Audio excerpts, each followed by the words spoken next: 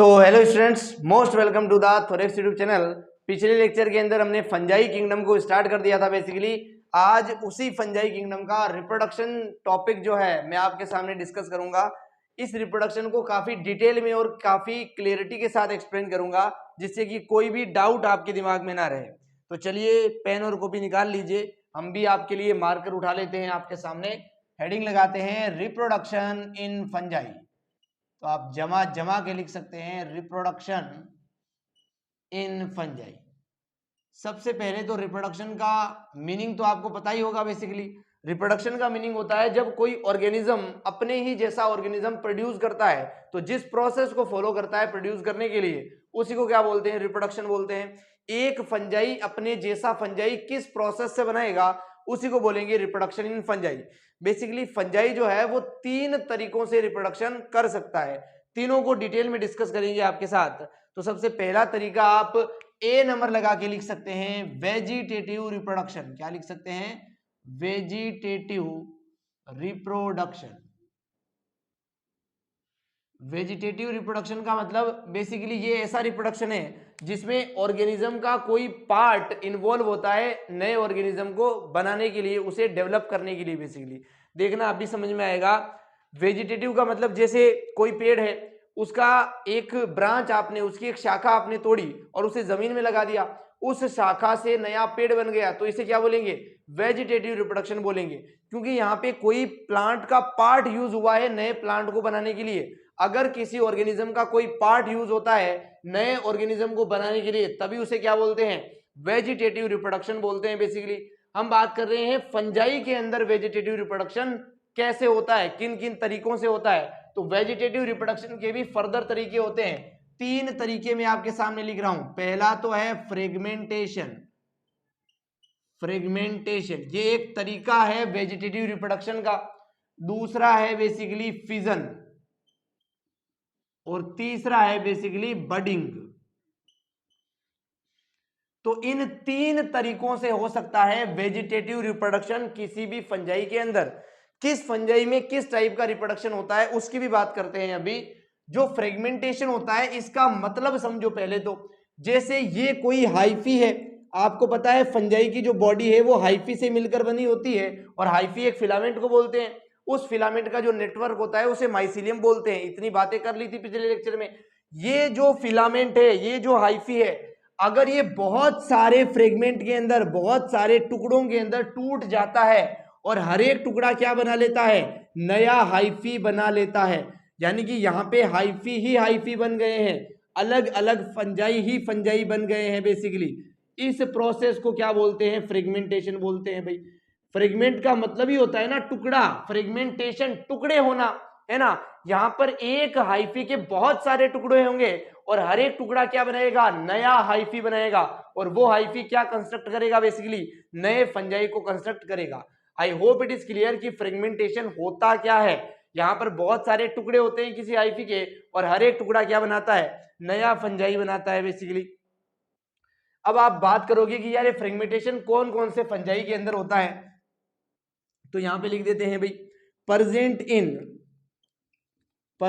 In all fungi. ये सभी fungi के अंदर होता है, एक्सेप्ट हीस्ट। क्योंकि हीस्ट एक यूनिसेलुलर फंजाई है। उस यूनिसेलुलर फंजाई को छोड़ के जितने भी फंजाई होते हैं उन सब के अंदर फ्रेगमेंटेशन मिल सकता है वेजिटेटिव रिप्रोडक्शन के तौर पे। अगर फंजाई के अंदर वेजिटेटिव रिप्रोडक्शन होगा और वो फंजाई यीस्ट नहीं है, तो वहां पे फ्रेगमेंटेशन ही होगा 100%। आई hope it is clear. Fission की बात करते हैं। देखो इसी प्रोसेस को ध्यान से समझना। ये जो फिजन और बडिंग होता है ये केवल एक ही फंजाई के अंदर हो सकता है। उस फंजाई का नाम है हीस्ट। क्या नाम है उसका? हीस्ट। फ्रेगमेंटेशन सभी में होता है, हीस्ट में नहीं होता।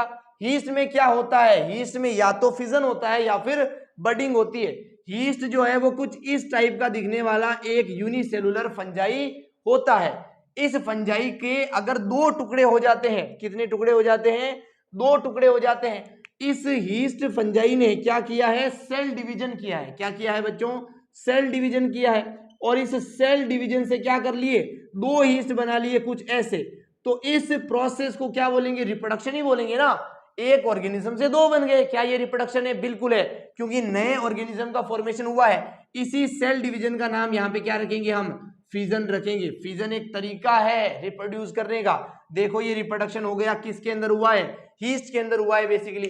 तो ये जो प्रोसेस है एक ईस्ट से दो ईस्ट का बनना, ये क्या है? ये फिजन है बेसिकली, यही सेल डिवीजन है इसका। अगर मैं बात करूं बडिंग के बारे में, तो बडिंग भी किस में होती है? ईस्ट के अंदर होती है। सपोज करते हैं ये रेड कलर से बनाया है मैंने अगला ईस्ट, जिसके अंदर मैं बडिंग को शो करूंगा। इसके ऊपर क्या होती है कि एक बड बनती है कुछ ऐसी, एक आउटग्रोथ बनती है, एक्सटर्नल आउटग्रोथ, बाहर की तरफ एक ऐसी आउटग्रोथ बनती है जिसके अंदर ये जो न्यूक्लियस है इसका भी कुछ पोर्शन टूट के चला जाता है। यानी कि ये ईस्ट जैसा है वैसा का वैसा एक छोटा ईस्ट, साइज में स्मॉल ईस्ट यहाँ पे बड की फॉर्म में प्रेजेंट हो जाता है। और थोड़े समय बाद जब ये बड मेच्योर हो जाती है तो ये बड इससे डिटैच हो जाती है, अलग हो जाती है, और ये बड जो है नए ईस्ट का फॉर्मेशन कर लेती है। देखो पहले ये बड़ा वाला एक ही ईस्ट था, बाद में ये तो ऐसा ही रहा, लेकिन इससे जो आउटग्रोथ टूट के चली गई, जो बड टूट के चली गई, उसने भी नया ईस्ट क्या कर दिया? बना दिया। तो मैं उम्मीद करता हूं वेजिटेटिव रिप्रोडक्शन की जो तीनों तरीके मैंने आपको सामने समझाए हैं, सबसे पहला फ्रेगमेंटेशन, एक हाइफी टूटेगा, बहुत सारे टुकड़े बनेंगे, हर एक टुकड़ा क्या बनाएगा? नया फंजाई बनाएगा। किसके अंदर होता है? सभी फंजाई के अंदर होता है एक्सेप्ट ईस्ट, केवल ईस्ट में नहीं होता है भाई। तो ईस्ट में क्या होता है? ईस्ट में फिजन हो सकता है, एक ईस्ट का जो सेल है वो दो सेल में टूट सकता है, यही क्या है? फिजन है। ईस्ट के अंदर बेसिकली बडिंग हो सकती है, ईस्ट जो एक सेल है उसके बाहर आउटग्रोथ बनेगी, उस आउटग्रोथ के अंदर डीएनए का कुछ पोर्शन चला जाएगा, कुछ डीएनए चला जाएगा, और वो जो आउटग्रोथ है, वो जो बड है, वो टूट के अलग ईस्ट का निर्माण कर लेगी, फॉर्मेशन कर लेगी। ये प्रोसेस क्या है? बडिंग है। किसके अंदर होती है? ईस्ट के अंदर होती है। आई होप जो वेजिटेटिव रिप्रोडक्शन के तीनों तरीके हो सकते हैं किसी भी फंजाई के अंदर, वो मैंने आपके सामने एक्सप्लेन किए हैं, और उम्मीद करता हूं भाई समझ में आए होंगे। You please note this, then we further move on. तो उम्मीद करते हैं पॉज करके आप नोट कर लेंगे इसे, हम आगे बढ़ेंगे भाई। ए नंबर पे हमने पढ़ा है वेजिटेटिव रिप्रोडक्शन के बारे में। अब हम पढ़ेंगे एसेक्सुअल रिप्रोडक्शन और सेक्सुअल रिप्रोडक्शन के बारे में। तो बी नंबर पे आप हेडिंग लगाएंगे एसेक्सुअल रिप्रोडक्शन। हम भी लगाते हैं आपके लिए, पहले क्लीन कर लें एक बार इसे। बी नंबर पे हेडिंग लगाएंगे एसेक्सुअल रिप्रोडक्शन।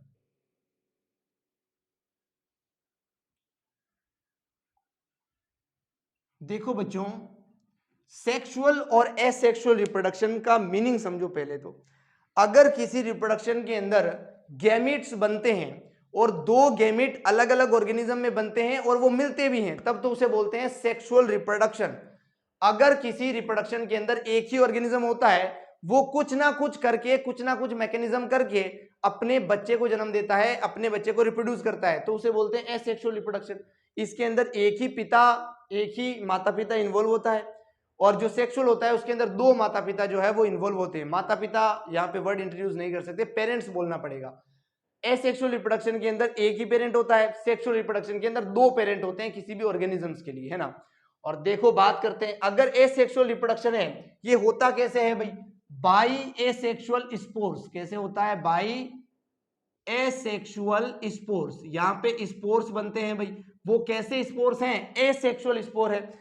एसेक्सुअल रिप्रोडक्शन के अंदर कभी भी मियोसिस नहीं होता है, मियोसिस हमेशा सेक्सुअल रिप्रोडक्शन के अंदर ही होता है। तो यहाँ पे कौन सा रिप्रोडक्शन होता है? माइटोसिस होता है बेसिकली। यहाँ पे माइटोसिस सेल डिवीजन होता है। कौन सा सेल डिवीजन हो रहा है? माइटोसिस सेल डिवीजन हो रहा है। इस माइटोसिस सेल डिवीजन से ही क्या बनते हैं? ये एसेक्सुअल स्पोर बनते हैं, इसीलिए इनको माइटोस्पोर नाम भी दे दिया जाता है। क्या नाम दे दिया जाता है? माइटोस्पोर। माइटो का मतलब ये माइटोसिस, यहाँ पे मियोसिस होता नहीं है, क्या होता है? माइटोसिस।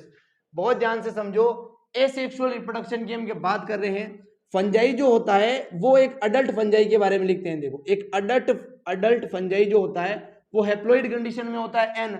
अगर ये अपना स्पोर बनाता है, क्या बनाता है? स्पोर। स्पोर हमेशा ही होता है एन, तो ये भी एन है, ये भी एन है। 100% यहाँ पे क्या हुआ होगा? माइटोसिस हुआ होगा, क्योंकि माइटोसिस होने के कारण स्पोर बन रहा है, इसीलिए इसको क्या बोला जाता है? माइटोस्पोर बोला जाता है। आई होप इट इज क्लियर कि स्पोर कैसे बनता है और इसका नाम माइटोस्पोर क्यों है। ये जो माइटोस्पोर होते हैं ये 3 तरह के होते हैं। कितने तरीके के होते हैं? 3 तरीके के होते हैं बेसिकली। अभी समझ में आएगा। देखो तीनों तरीके के जो होते हैं उसके नाम आपके सामने लिखता हूं। सबसे पहला तो होता है बच्चों जू स्पोर। क्या होता है? जू स्पोर। दूसरा जो माइटोस्पोर होता है वो होता है ए प्लानो स्पोर। क्या होता है? ए प्लानो स्पोर होता है। इसी को स्पोरेंजियो स्पोर भी बोलते हैं। क्या बोलते हैं? स्पोरेंजियो स्पोर भी इसी का नाम होता है। तीसरा जो होता है वो होता है कोनिडिया। कोनिडिया बेसिकली स्पेलिंग ठीक से लिखते हैं कोनिडिया। तो ये 3 तरह के क्या है? माइटोस्पोर है हमारे सामने। एक होता है जू स्पोर, एक होता है ए प्लानो स्पोर, एक क्या होता है? कोनिडिया होता है। बहुत ध्यान से समझो, बहुत बहुत फोकस के साथ। जू का मतलब होता है एनिमल्स, जंतु, और जंतु जनरली चलते हैं, पेड़ नहीं चलते हैं। जू स्पोर ऐसा स्पोर है जो मोटाइल है, जो चल सकता है एक जगह से दूसरी जगह, और बाकी के जो स्पोर है ये नॉन मोटाइल होते हैं। समझ में आया क्या? केवल जू स्पोर क्या है? मोटाइल है, बाकी दोनों क्या है? नॉन मोटाइल है। अगर ये मोटाइल है तो जरूर इसके पास क्या होता होगा? फ्लैजिला प्रेजेंट है यहाँ पे, और यहाँ पे भाई साहब फ्लैजिला नहीं है, तभी तो ये मोटाइल नहीं है। समझ में आया क्या? इन दोनों में फ्लैजिला नहीं है, यहाँ पे फ्लैजिला है, इसलिए ये क्या है? मोटाइल है। तीनों ही जो स्पोर होते हैं इनके बाहर पतली सी क्या होती है? सेल वॉल होती है। तीनों के ऊपर क्या होती है? थिन सेल वॉल होती है, पतली सेल वॉल होती है। थिन वॉल्ड लिखा है, एनसीईआरटी में वर्ड लिखा है, यहां भी लिखते हैं थिन वॉल्ड। इनकी वॉल, सेल वॉल कैसी होती है? बहुत ही पतली होती है भाई। तीनों के ऊपर थिन क्या होती है? सेल वॉल होती है। अब बात करते हैं भाई ये स्पोर मिलते कहां पर है? बहुत ध्यान से देखो, ये जो स्पोर है, जो स्पोर बोलो या ए प्लानो स्पोर, ये मिलते हैं फाइकोमाइसिटीज के अंदर। कहां पे मिलते हैं? फाइकोमाइसिटीज के अंदर। चाहे इसका एग्जांपल लिखो तब भी ठोक देना फाइकोमाइसिटीज, चाहे इसका लिखो तब भी क्या लिख दोगे? फाइकोमाइसिटीज। जो कोनिडिया वाले स्पोर्स होते हैं ये कहां पे मिलते हैं? बहुत बहुत ध्यान से देखना है। एसेक्सुअल रिप्रोडक्शन की बात कर रहे हैं बेसिकली। ये मिलता है एस्कोमाइसिटीज में। कहां पे मिलता है? एस्कोमाइसिटीज। और ये मिलता है ड्यूटेरोमाइसिटीज में। ड्यूटेरोमाइसिटीज में देखो हमने 4 ग्रुप पढ़े थे फंजाई के, फाइकोमाइसिटीज, एस्कोमाइसिटीज, बेसिडियोमाइसिटीज और ड्यूटेरोमाइसिटीज। फाइकोमाइसिटीज के अंदर अगर एसेक्सुअल रिप्रोडक्शन होगा तो वो इन 2 तरीकों से हो सकता है। एस्कोमाइसिटीज के अंदर अगर एसेक्सुअल होगा तो वो केवल कोनिडिया से हो सकता है। अगर ड्यूटेरो के अंदर एसेक्सुअल रिप्रोडक्शन होगा तो वो केवल कोनिडिया से ही हो सकता है। अंडरस्टूड और नॉट? उसके अलावा आप कहोगे फाइको आ गया, एस्को आ गया, ड्यूटेरो आ गया, बेसिडियो कहां गया? बेसिडियो के अंदर एसेक्सुअल रिप्रोडक्शन होता ही नहीं है। Asexual reproduction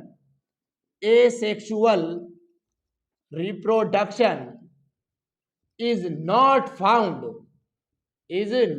found in basidiomycetes. Basidiomycetes के अंदर एसेक्सुअल रिप्रोडक्शन होता ही नहीं है। जब होता ही नहीं है तो स्पोर की बात ही क्यों करें, है ना? कोई भी स्पोर नहीं बनेगा बेसिडियोमाइसिटीज के अंदर। देखो ये जो स्पोर बनते हैं ना, अगर किसी बॉडी के अंदर, जैसे कोई फंजाई है, फंजाई पे क्या बन रहे हैं? स्पोर बन रहे हैं।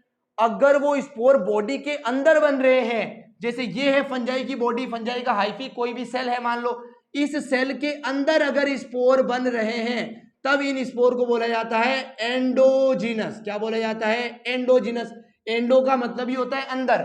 अगर वो स्पोर इस बॉडी के अंदर नहीं बन रहे हैं, इस बॉडी के ऊपर बन रहे हैं कुछ ऐसे, तो इन्हें बोला जाता है एक्सोजीनस। क्या बोला जाता है? एक्सोजीनस।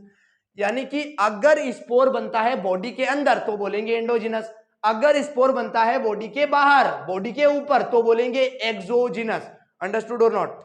यानी कि इन स्पोर में से कौन अंदर बनता है कौन बाहर बनता है वो भी बात करनी चाहिए नहीं? बिल्कुल करनी चाहिए।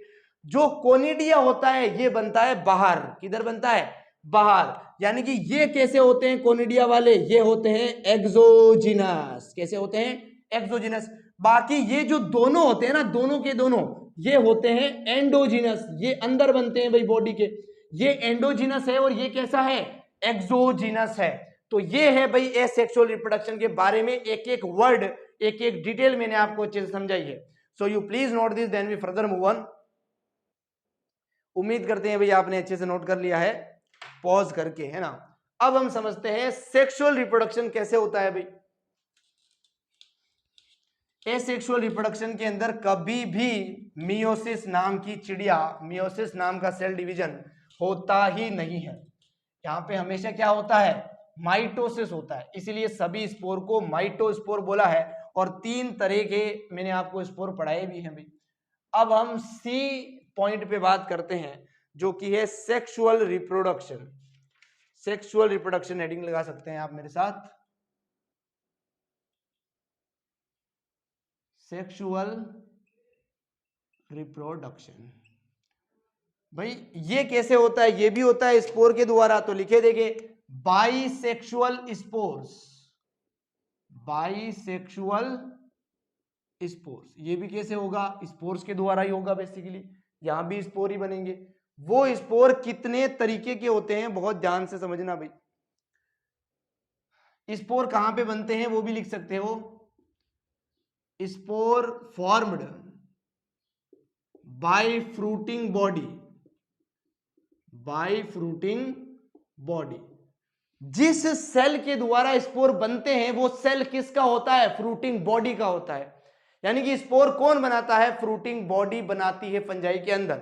अभी समझ में आएगा, अभी केवल नोट करो। स्पोर कौन बनाता है, फ्रूटिंग बॉडी बनाती है। जो स्पोर बनते हैं उसे सेक्सुअल स्पोर बोला जाता है। अभी अभी हमने लिखा था कि बेसिडियोमाइसिटीज के अंदर एसेक्सुअल रिप्रोडक्शन नहीं होता है, नहीं होता है। अब हम लिखने जा रहे हैं कि सेक्सुअल रिप्रोडक्शन कहां पे नहीं होता है भाई। लिखो देखें, sexual reproduction, sexual reproduction is not found, ये कहां पर नहीं होता है भाई, नॉट फाउंड इन ड्यूटेरोमाइसिटीज, ये ड्यूटेरोमाइसिटीज के अंदर नहीं होता है। याद कैसे रखेंगे, देखो आपको लिखना है ABSD। क्या लिखना है, ABSD। ए का मतलब होगा एसेक्सुअल रिप्रोडक्शन, कहां पे नहीं होता है, बेसिडियोमाइसिटीज के अंदर नहीं होता है। एस का मतलब है सेक्सुअल रिप्रोडक्शन, कहां पे नहीं होता है, ड्यूटेरोमाइसिटीज के अंदर नहीं होता है। ABSD ट्रिक से आप याद रख सकते हैं। बहुत बार जब ट्रिक को पढ़ेंगे ना तभी ट्रिक का बेनिफिट होगा, तभी बेनिफिट होता है किसी भी ट्रिक का। एक बार पढ़ने से कुछ भी दिमाग में नहीं रहता है ऑब्वियसली। तो अब हम बात करते हैं जो सेक्सुअल स्पोर्स होते हैं वो कितने तरीके के होते हैं भाई, इसे आप नोट कर सकते हैं पॉज करके। सेक्सुअल स्पोर 4 तरीके के होते हैं जो आपको बता रहे हैं भाई, यहां पे ध्यान से सुनना। सबसे पहला है ऊ स्पोर। क्या है, ऊ स्पोर। उसके बाद आता है जाइगो स्पोर। क्या आता है, जाइगो स्पोर। उसके बाद आता है एस्को स्पोर। क्या आता है, एस्को स्पोर। उसके बाद आता है बेसिडियो स्पोर। क्या आता है, बेसिडियो स्पोर। भाई साहब ध्यान से देखो, एस्कोमाइसिटीज के अंदर बनता है इसलिए नाम ही रख दिया एस्को स्पोर। बेसिडियोमाइसिटीज के अंदर बनता है इसलिए नाम ही रख दिया बेसिडियो स्पोर। आप कहोगे ड्यूटेरो स्पोर कहां गया, ड्यूटेरोमाइसिटीज के अंदर सेक्सुअल रिप्रोडक्शन होता ही नहीं है, इसीलिए स्पोर ही नहीं बन रहा है। अंडरस्टूड और नॉट, बिल्कुल अंडरस्टूड है भाई। ये सेक्सुअल स्पोर कितने तरीके के हैं, 4 तरीके के हैं आपके सामने। जो ऊ स्पोर है और जो जाइगो स्पोर है ये एक्चुअली में जाइगोट के ही नाम है। किसके नाम है, जाइगोट के ही नाम है।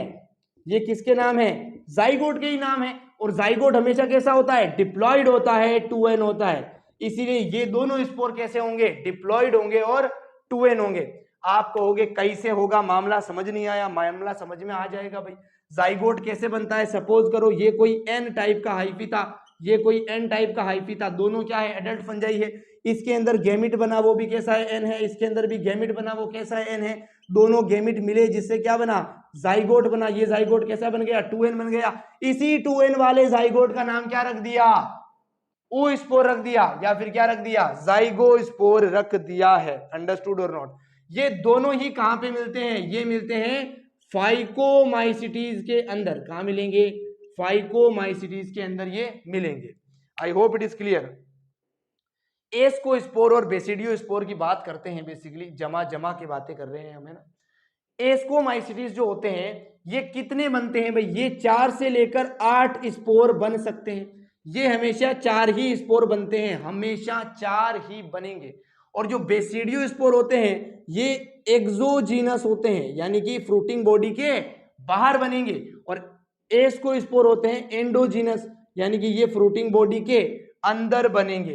दोनों ही जो स्पोर है ये नॉन मोटाइल होते हैं, दोनों ही कैसे होते हैं, नॉन मोटाइल होते हैं, भाई चल ही नहीं सकते दोनों के दोनों जो स्पोर है वो। और स्पोर है तो स्पोर हमेशा ही कैसे होते हैं, एन होते हैं। कुछ कुछ एक्सेप्शन आपको मिल सकते हैं, जैसे यहाँ पे डिप्लॉइड स्पोर मिले हैं आपको, वो स्पोर और जाइगोस्पोर। ज्यादातर कंडीशन में स्पोर कैसे होते हैं, हैप्लॉइड होते हैं। तो ये सेक्सुअल जो स्पोर बनते हैं उसके 4 टाइप है।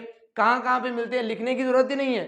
एस्कोस्पोर कहां मिलेगा, एस्कोमाइसिटीज में। बेसिडियोस्पोर कहां मिलेगा, बेसिडियोमाइसिटीज में। और ये दोनों कहां मिल रहे हैं, फाइकोमाइसिटीज के अंदर मिल रहे हैं। तो ये है सेक्सुअल रिप्रोडक्शन में बनने वाले स्पोर बेसिकली। इसको आप अच्छे से नोट करें, फिर मैं आपको समझाता हूं फंजाई की लाइफ साइकिल कैसी होगी, ये स्पोर कैसे बनते हैं एक्चुअली वो लाइफ साइकिल में ही समझ में आएंगे। You please note this, then we further move. Pause करके नोट कर लिया है उम्मीद करते हैं भाई, और आगे बढ़ते हैं, लाइफ साइकिल के बारे में समझते हैं। यहां पे आपको कुछ कुछ चीजें एक्चुअली में समझ आएगी और दिखेगा कि रिप्रोडक्शन कैसे होता है किसी भी फंजाई के अंदर, हाइफी के अंदर, है ना। तो बहुत ध्यान से देखिए, फोकस के साथ, ब्लैक मार्कर ले लेते हैं एक बार। तो हम हेडिंग लगा रहे थे लाइफ साइकिल ऑफ फंजाई, है ना, life cycle of fungi. Fungi की लाइफ साइकिल के बारे में समझ रहे हैं बेसिकली। लाइफ साइकिल का मतलब है फंजाई कैसे बनेगा, कैसे रिप्रोड्यूस होगा बेसिकली। इमेजिन करो ये कोई फंजाई है, क्या है ये कोई फंजाई है, ये है अडल्ट, क्या है ये कोई अडल्ट फंजाई है भाई साहब। इस फंजाई के अंदर सेप्टा बन रखे हैं कुछ ऐसे, बहुत सारे सेप्टा बन रखे हैं, इनके अंदर न्यूक्लियस है, सब के अंदर कुछ ऐसे प्रेजेंट है। बहुत ध्यान से देखो, ये देखो, ये कोई अडल्ट फंजाई है आपका। अडल्ट फंजाई का कोई अडल्ट हाइफी है, आप ऐसे भी लिख सकते थे, बिल्कुल लिख सकते थे भाई। इस हाइफी को रिप्रोडक्शन करना है, क्या करना है, रिप्रोडक्शन करना है। तो ये किसी दूसरे हाइफी के कांटेक्ट में आएगा भाई, कुछ ऐसे। सपोज करते हैं ये कोई दूसरा हाइफी है इधर किसी दूसरे फंजाई का, है ना। तो कुछ ऐसे हमने हाइफी ड्रॉ किए हैं दो। ये भी क्या है भाई, ये भी अडल्ट फंजाई है, अडल्ट हाइफी लिख लेते हैं भाई। अडल्ट फंजाई का अडल्ट हाइफी है। इसका जो ये वाला सेल है, इसका जो ये वाला सेल है, दोनों सेल है बेसिकली। दोनों के अंदर क्या है, हैप्लॉइड न्यूक्लियस है, क्योंकि फंजाई सेल का जो न्यूक्लियस है वो होता ही कैसा है, हैप्लॉइड होता है। यानी कि ये न्यूक्लियस भी कैसा है, एन है, ये न्यूक्लियस भी कैसा है, एन है। ये दोनों फंजाई के हाइफी क्या आते हैं, कॉन्टेक्ट में आते हैं। जब ये कॉन्टेक्ट में आएंगे तो कैसी कंडीशन बनेगी, बहुत ध्यान से देखो। ये रहा वो हाइफी कुछ ऐसे, और ये बन गया, ये दोनों हाइफी जो है बेसिकली ये मिल गए। जब ये दोनों हाइफी पास पास आएंगे तो मिल जाएंगे पास में आकर, ये जो बीच की सेल वॉल है इनकी ये डिसॉल्व हो जाएगी, घुल जाएगी। तो देखो कुछ ऐसी स्ट्रक्चर यहाँ पे बन जाएगी। ये वाला न्यूक्लियस यहां से पहले अलग अलग थे, ये फंजाई कुछ ऐसे थे, है ना। ये इधर हाइफी बने हुए हैं, सेप्टा बने हुए हैं, बढ़िया एकदम। ये इधर भी सेप्टा बने हुए हैं, हाइफी है, बढ़िया। ध्यान से देखो, ये पहले ऐसे थे दूर दूर, ऐसे दूर दूर थे, पास पास आए तो ऐसे होने लगे। पास पास आने के बाद ये जो सेल वॉल थी बीच वाली ये हट गई और ये ऐसे कनेक्ट हो गए। अंडरस्टूड और नॉट। क्या इस एक सेल में जब सेल वॉल हट गई बीच वाली तो एक सेल बन गई। इस एक सेल के अंदर कितने न्यूक्लियस है, 2 न्यूक्लियस है। इसे क्या बोलते हैं, डाइकैरियोटिक, क्या बोलते हैं, डाइकैरियोटिक स्टेज बोलते हैं। आई होप आप याद कर पा रहे हो, डाइकैरियोटिक स्टेज के बारे में आपको बताया था। क्या ये न्यूक्लियस एन है, बिल्कुल है। क्या ये भी एन है, तो यहां पर जो कंडीशन बन गई है वो क्या है, n+n है। दोनों न्यूक्लियस अभी जुड़े नहीं है, इसलिए 2n नहीं लिख सकते। n अलग है और n अलग है, एक ही सेल में है, इसलिए n+n लिखा है। अंडरस्टूड और नॉट। तो ये कंडीशन यहां पे बनी है। यहां से जब आप यहां गए तो क्या हुआ है, क्या 2 सेल का साइटोप्लाज्म, प्रोटोप्लाज्म मिल गया है। इसी को बोलते हैं प्लाज्मोगेमी। क्या बोलते हैं, प्लाज्मोगेमी। यहां पे प्लाज्मा जो है वो क्या हो गया है, मिल गया है, मिक्स हो गया है। प्लाज्मा क्या हो गया है, मिक्स हो गया। इस सेल का प्लाज्मा इस सेल के प्लाज्मा के साथ क्या हो गया, मिक्स हो गया। इसी को क्या बोला है, प्लाज्मोगेमी। गैमी का मतलब ही होता है मिलना। प्लाज्मा मिल गया है। स्टेज कौन सी आ गई है, डाइकैरियोटिक स्टेज आ गई है। अंडरस्टूड और नॉट। ये जो स्टेज है ये एस्कोमाइसिटीज के अंदर और ये बेसिडियोमाइसिटीज के अंदर अलग अलग टाइम पीरियड के लिए रहती है। एस्कोमाइसिटीज के अंदर ये थोड़े टाइम तक रहती है, इसलिए बोलते हैं शॉर्ट लिव्ड, थोड़ी देर रहेगी, और यहां पर ये लंबे समय तक रहती है, इसलिए बोला जाता है long lived dikaryotic stage is found in basidiomycetes and short lived dikaryotic stage is found in ascomycetes. Understood और नॉट? दोनों लाइनें क्लियर होनी चाहिए, जितना भी समझाया सब कुछ क्लियर होना चाहिए बेसिकली। ये जो डाइकैरियोटिक स्टेज बनी है, इसके बाद क्या होगा? सबसे पहले तो प्लाज्मा गेमी हुई है, प्लाज्मा गेमी होने के बाद अब होगी कैरियोगेमी। क्या होगी? कैरियोगेमी। कैरियो का मतलब ही होता है न्यूक्लियस, जैसे प्रोकैरियोटिक पुराना nucleus, eukaryotic advance nucleus. Cairo का मतलब ही क्या होता है? न्यूक्लियस होता है। इसका मतलब अब हम कर रहे हैं कैरियोगेमी। ये पहला स्टेप था लाइफ साइकिल का, अब दूसरा स्टेप यहां पे होगा जिसका नाम क्या होगा? कैरियोगेमी। क्या नाम होगा? कैरियोगेमी। कैरियो का मतलब ही न्यूक्लियस होता है, गेमी का मतलब ही मिलना होता है, तो यहां पे न्यूक्लियस मिलेंगे। कौन से न्यूक्लियस? जो ये अलग अलग न्यूक्लियस दिख रहे हैं वो क्या हो जाएंगे? कंबाइन हो जाएंगे, मिल जाएंगे। तो स्टेज कुछ ऐसी दिखाई देगी, देखना आपके सामने ड्रॉ करते हैं। ये रहे वो हाइफी बेसिकली ऐसे, और ये रहे वो सेल्स बेसिकली कुछ ऐसे। ये जो सभी सेल के न्यूक्लियस है ये कैसे है? हैप्लॉइड है। लेकिन इस सेल के अंदर जो ये दो न्यूक्लियस थे वो दोनों मिल चुके हैं एक दूसरे में। जब ये मिल जाएंगे तो स्टेज कौन सी बन जाएगी? 2n स्टेज बन जाएगी। ये जो 2n डिप्लॉइड का सेल बना है, इसी सेल का नाम क्या होगा? जाइगोट नाम होगा। क्या नाम होगा रे? जाइगोट नाम होगा। यहाँ पे गैमिट वैमिट नहीं बने हैं, सीधा क्या बना है? जाइगोट बना है। किसके फ्यूजन से? दो सेल के बीच में प्लाज्मा गेमी हुई, उसके बाद में क्या हुआ? कैरियोगेमी हुआ, उसके बाद क्या बन गया रे? जाइगोट बन गया। बना या नहीं? इस जाइगोट के अंदर क्या होगा? माइटोसिस होगा। क्या होगा बच्चों? माइटोसिस होगा। इस जाइगोट के अंदर क्या होता है? माइटोसिस होता है। ये रहा वो जाइगोट तुम्हारा, कुछ ऐसे। ये इधर एक हाइफी मान लो, इधर एक हाइफी मान लो, इनके अंदर न्यूक्लियस है, ये सेप्टा बन रखे हैं। ये जो जाइगोट है 2n वाला, इसके अंदर क्या हुआ है? जाइगोट के अंदर माइटोसिस हुआ है, जिससे इस जाइगोट के ऊपर क्या बनेगी? फ्रूटिंग बॉडी बनेगी। क्या बनेगी? फ्रूटिंग बॉडी बनेगी। तो फ्रूटिंग बॉडी कहां पे बनती है? जाइगोट के ऊपर। कहां से बनती है? जाइगोट के सेल में माइटोसिस होने से। अंडरस्टूड और नॉट?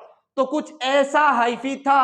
सबसे पहले प्लाज्मा गेमी हुआ। प्लाज्मा का मतलब प्रोटोप्लाज्म, गेमी का मतलब मिलना, यानी कि प्रोटोप्लाज्म मिल गया है दो सेल का। अंडरस्टूड और नॉट? जिससे क्या बन गया है? एन और एन। प्रोटोप्लाज्म मिला है, न्यूक्लियस मिले नहीं है, तो N plus N dikaryotic stage है, जो कि एस्को के अंदर कैसी है? Short lived. बेसिडियो के अंदर कैसी है? लॉन्ग लिव्ड है। उसके बाद ये न्यूक्लियस मिलेंगे, जिसे बोलेंगे karyogamy. Second step of the life cycle of the fungi. Fungi की लाइफ साइकिल का सेकंड स्टेप है कैरियोगेमी। जब ये मिलेंगे तो 2n का सेल बनेगा, उसी का नाम है जाइगोट। उसी जाइगोट के ऊपर क्या बनती है? फ्रूटिंग बॉडी बनती है। अब ये फ्रूटिंग बॉडी एस्कोमाइसिटीज के अंदर और बेसिडियोमाइसिटीज के अंदर अलग अलग शेप की दिखाई देती है, जिनको आपके सामने बना रहे हैं। बहुत ही ध्यान से देखना, बहुत ध्यान से देखना भाई। फ्रूटिंग बॉडी माइटोसिस से बनती है, उस फ्रूटिंग बॉडी को बना रहे हैं। तो उम्मीद कर रहे हैं आपने ये सब नोट कर लिया है। इसके आगे का डायग्राम में बनाऊंगा बेसिकली, ऊपर वाला नोट कर लिया होगा, उम्मीद कर ली है हमने, है ना, पोज करके। ये जो बनी है फ्रूटिंग बॉडी, अगर ये बनी है किसके अंदर? बेसिडियोमाइसिटीज के अंदर, तो ये बनाता है बेसिडियम। क्या बनाता है? बेसिडियम। जैसे इमेजिन करो ये क्या है? 2n वाला जाइगोट है आपका। इस जाइगोट के ऊपर क्या बनेगी? फ्रूटिंग बॉडी बनेगी। ये फ्रूटिंग बॉडी का क्या है? स्टॉक है, डंडा है। ऐसी भी कंडीशन बना लेते हैं साथ में। ये क्या है? 2n वाला जाइगोट है आपका। इसके ऊपर क्या बनेगी? स्टॉक बनेगी। ये हमने स्टॉक बना ली बेसिकली। हो सकता है कि इसके ऊपर कुछ ऐसी स्ट्रक्चर बन जाए। ये क्या है? सैक लाइक स्ट्रक्चर है, थैली जैसी स्ट्रक्चर है। अंडरस्टूड और नॉट? इसी को बोलते हैं एस्कस। क्या बोलते हैं? एस्कस बोलते हैं। नाम से समझ में आ रहा होगा किसके अंदर बनती होगी? ये एस्कोमाइसिटीज के अंदर बनती होगी। अंडरस्टूड और नॉट? एस्कस क्या है? It is a fruiting body of, it is a fruiting body of, fruiting body of ascomycetes. Ascomycetes के अंदर बनने वाली फ्रूटिंग बॉडी ही क्या होती है? एस्कस होती है। ये थैली जैसी होती है, सैक जैसी होती है बेसिकली। ये बन गई। इस फ्रूटिंग बॉडी में अगर एस्कोमाइसिटीज के अंदर फॉर्मेशन हो रहा है तो ऐसा बनेगा बेसिकली। अगर बेसिडियोमाइसिटीज के अंदर बन रही है तो कुछ ऐसा क्रोन लाइक स्ट्रक्चर बनता है, ऐसा कुछ ऐसा स्ट्रक्चर बनता है। यहां पे थोड़ा अच्छे से बनाते हैं, देखो कुछ ऐसा। अगर बेसिडियोमाइसिटीज के अंदर है तो स्टोक बना है सेम। स्टोक के ऊपर ये क्या बना है, इसका नाम रखते हैं बेसिडियम। ये क्या बना है बेसिकली, ये बेसिडियम है बेसिकली। ये बेसिडियम क्या है, ये फ्रूटिंग बॉडी ही तो है। It is a fruiting body of basidiomycetes. किसका, बेसिडियोमाइसिटीज का क्या है, ये फ्रूटिंग बॉडी है। तो जाइगोट से क्या बन रहा है, फ्रूटिंग बॉडी बन रहा है। कैसे बन रहा है, माइटोसिस से बन रहा है। अब इस फ्रूटिंग बॉडी के अंदर होगा मियोसिस। क्या होगा बच्चों, मियोसिस होगा। मियोसिस जो है ये दूसरा स्टेप था कैरियोगेमी, तीसरा स्टेप हो रहा है मियोसिस। जब मियोसिस होगा तब यहां पर क्या बनेंगे, स्पोर बनेंगे। अलग कलर से बनाते हैं। यहां पर अंदर की तरफ क्या बनेंगे एक्सक्यूज मी प्लीज, यहां पर बनेंगे स्पोर। क्या बनेंगे, स्पोर। कैसे बन रहे हैं, आफ्टर मियोसिस। मियोसिस क्या है, तीसरा स्टेप है फंजाई की लाइफ साइकिल का। जब इसके अंदर मियोसिस होगा तो अंदर की तरफ क्या बन रहे हैं, स्पोर बन रहे हैं। इसलिए ये कैसे हैं, एंडोजीनस है। अंडरस्टूड और नॉट, एंडोजीनस स्पोर बन रहे हैं। एस्कोमाइसिटीज के अंदर बन रहे हैं, इसलिए नाम रखा है एस्कोस्पोर। कितने बने हैं, 4 बने हैं। नंबर काउंट कर सकते हो। फ्रूटिंग बॉडी के अंदर है तो फ्लैजिला इनमें है नहीं, तो नॉन मोटाइल होंगे। आप ये लिख सकते हो, अरे लिख सकते हो या नहीं। जब सेक्सुअल रिप्रोडक्शन के चारों स्पोर बताए थे तो सबसे इधर क्या लिखा था बीच में, एस्कोस्पोर। उसके नीचे लिखा था नॉन मोटाइल, नीचे लिखा था एंडोजिनस। वो सारे वर्ड यहां से समझ में आएंगे क्योंकि ये एस्कस के अंदर बनते हैं इसलिए एंडोजिनस है। इनके ऊपर फ्लैजिला नहीं है तो नॉन मोटाइल है। मियोसिस के बाद ये बन रहे हैं बेसिकली। बेसिडियो स्पोर के बारे में भी हमने लिखा था भाई। बेसिडियो स्पोर कितने बनते हैं, 4 ही बनते हैं। एस्को स्पोर के अंदर मैंने लिखा था 4 से 8 बन सकते हैं। और बेसिडियो स्पोर हमेशा ही कितने बनते हैं, 4 ही बनते हैं। देखो ये 4 बन रहे हैं, लाल कलर के दिख रहे हैं क्या सबको, हाँ दिख रहे हैं।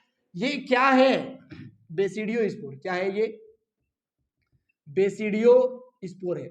ये जो बेसिडियो स्पोर है ये हमेशा ही 4 ही होते हैं। देखो ये फ्रूटिंग बॉडी के ऊपर बन रहे हैं, ऊपर है यानी कि बाहर है। ये एक्सोजीनस है कि नहीं, बिल्कुल है।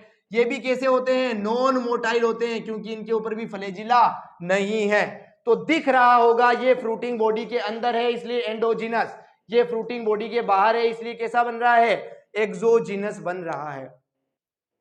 तो कुछ ऐसे बनता है जाइगोट, ऐसे बनती है फ्रूटिंग बॉडीज। इसे एस्कस बोलते हैं, इसे बेसिडियम बोलते हैं। ये एस्कोमाइसिटीज के अंदर है, ये बेसिडियोमाइसिटीज के अंदर है। यहाँ पर 4 स्पोर, यहाँ पे 4 से 8। ये एक्सोजिनस, ये एंडोजिनस। बेसिकली दोनों क्या है, नॉन मोटाइल है